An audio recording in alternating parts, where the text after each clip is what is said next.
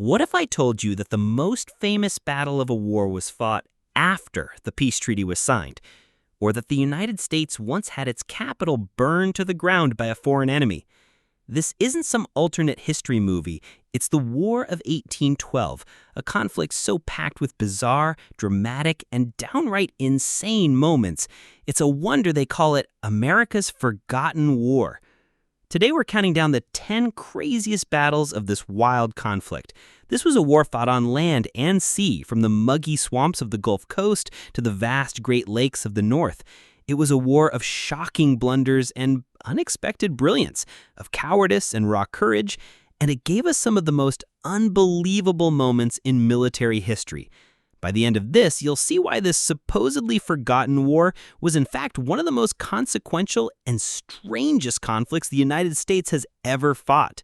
So, let's get into the chaos, the drama, and the sheer insanity of the War of 1812. Number 10. The Surrender of Fort Detroit, August 16, 1812.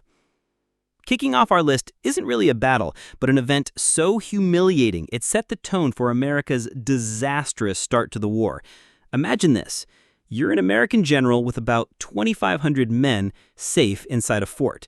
Your job is to invade Canada. Instead, without a single shot fired at your fortress, you hand it over to an enemy force you outnumber almost 2-1. That's exactly what American General William Hull did at Fort Detroit. Hull was a 59-year-old veteran of the Revolution, but by 1812, his best days were long gone. He was nervous, indecisive, and absolutely terrified of the Native American warriors allied with the British, led by the legendary Shawnee chief Tecumseh. On the other side was British Major General Isaac Brock, bold, decisive, and a master of psychological warfare. Brock took one look at Hull and knew he had a bundle of nerves he could play like a fiddle. And here's where it gets crazy. Brock's combined force of British regulars, Canadian militia, and Tecumseh's warriors was maybe 1,300 men strong. Knowing he was outnumbered, he decided to bluff. He had his troops march in circles in sight of the fort, making his army look huge.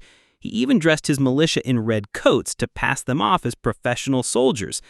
Tecumseh got in on the act too, parading his warriors through a clearing, looping them around through the woods and marching them past again and again, convincing the terrified Americans that thousands of warriors were waiting to descend on them, not the 500 or 600 he actually had. Then came the masterstroke.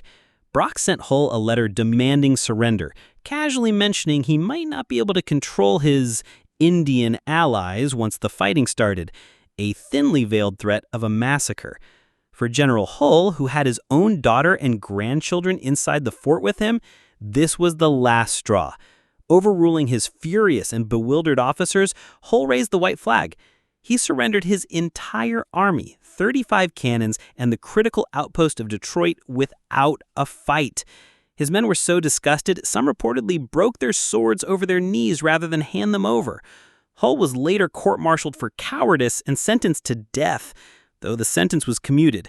It was a catastrophic blow to American morale and a perfect, utterly insane opening to the War of 1812. Number 9, the Battle of Queenston Heights, October 13, 1812. If Detroit was one man's failure, our number 9 spot is a collective failure of courage, a fiasco defined by one of the most mind-boggling moments of the war. The Battle's Queenston Heights was supposed to be America's glorious comeback. Instead, it became a masterclass on how not to run an army. The plan, led by General Stephen Van Rensselaer, was simple. Cross the Niagara River from New York, seize the high ground at Queenston Heights, and get a foothold in Canada. The initial assault on October 13th was chaotic, but it worked.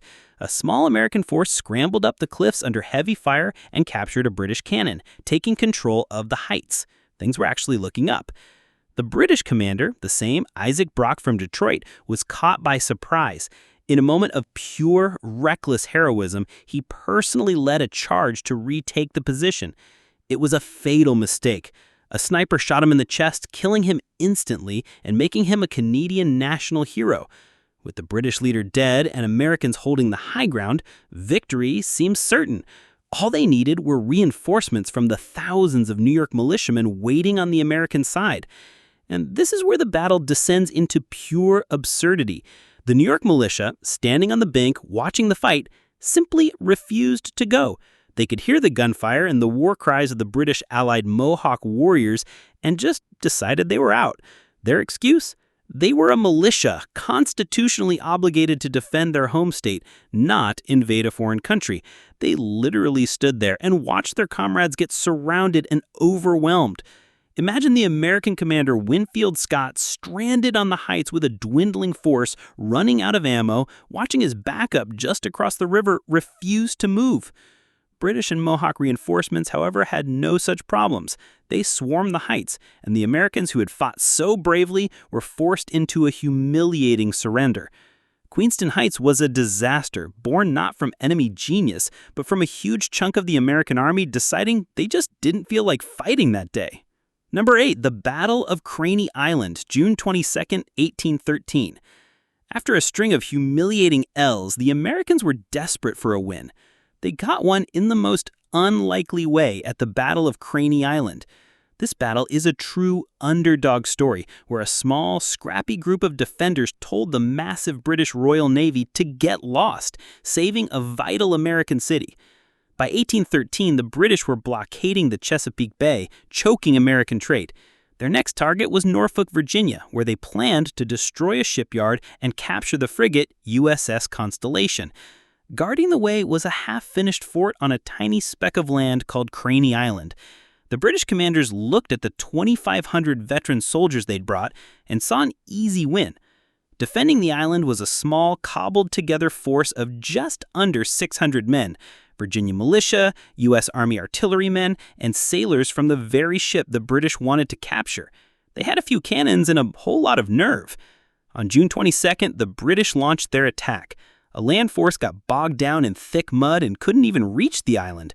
The main sea assault was an even bigger disaster.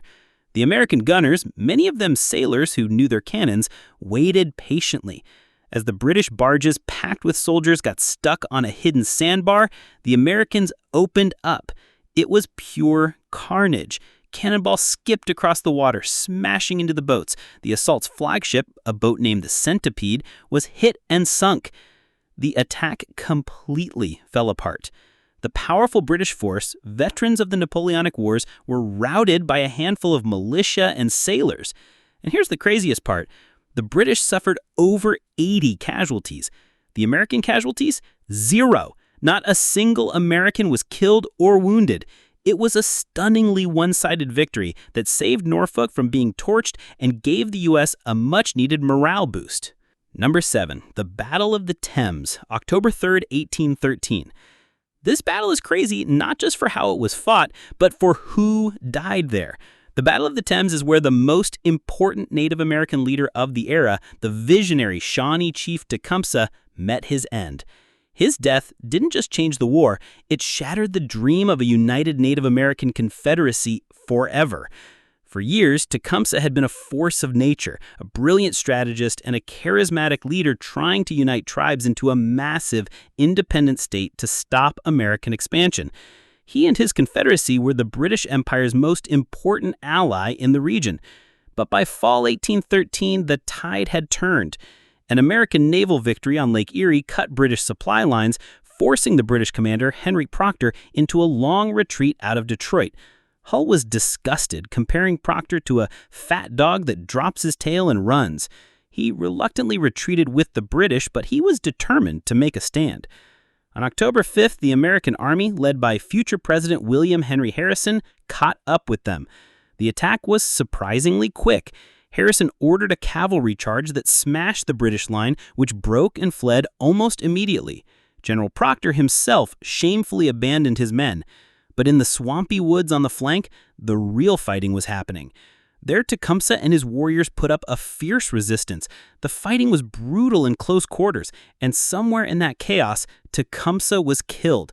To this day, no one knows for sure who fired the fatal shot, though a man named Richard Millenter Johnson would later build a political career all the way to vice president by claiming credit.